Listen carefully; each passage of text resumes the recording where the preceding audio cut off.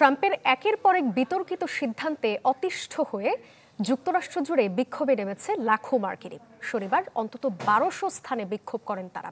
এদিকে ট্রাম্পকে অভিশংসনের মুখোমুখি দাঁড় করানোর হুঁশিয়ারি দিয়েছেন ডেমোক্র্যাট আইন প্রণেতারা। ব্রেকফাস্ট, টিফিন কিংবা স্ন্যাক টাইমে মজাদার আয়োজন মানে অল টাইম ব্রেড। দ্বিতীয় মেয়াদে ক্ষমতার আড়াই মাসের মাথায় গণবিক্ষোভের মুখে ডোনাল্ড ট্রাম্প। সামাজিক ও অর্থনৈতিক খাতে ট্রাম্পের একের পর এক বিতর্কিত সিদ্ধান্তের বিরুদ্ধে যুক্তরাষ্ট্র জুড়ে বিক্ষোভে নেমেছে লাখো মানুষ।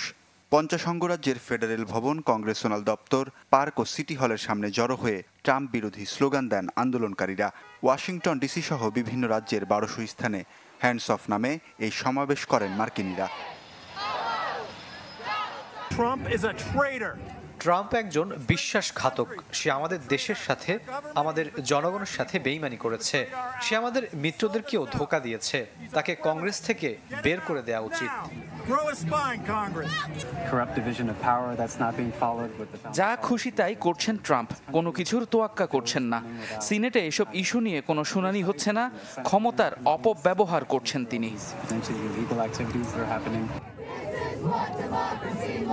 বিক্ষোভে অভিবাসী বিরোধী অভিযান, শুল্ক আরোপ, সরকারি দপ্তরের কর্মী ছাঁটাই সহ বিভিন্ন ইস্যুতে ট্রাম্প প্রশাসনের পদক্ষেপের প্রতিবাদ জানায় মানুষ।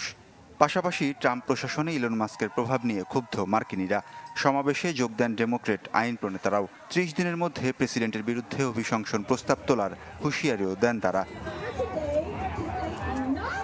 বিশ্বের ১৮৫ দেশ ও অঞ্চলের ওপর ডোনাল্ড ট্রাম্পের আমদানি শুল্ক আরোপের প্রতিবাদে ট্রাম্প বিরোধী সমাবেশ হয় লন্ডন, প্যারিস, বার্লিন সহ বিশ্বের বেশ কয়েকটি শহরে। সেই সাথে হাজারো ফিলিস্তিনির হত্যাকারী ইসরায়েলি প্রধানমন্ত্রী নেতানিয়াহুর সাথে ট্রাম্পের বৈঠক নিয়েও ক্ষোভ ঝাড়েন বিক্ষোভকারীরা। ওয়ালিউল্লাহ ফারুক, চ্যানেল 24।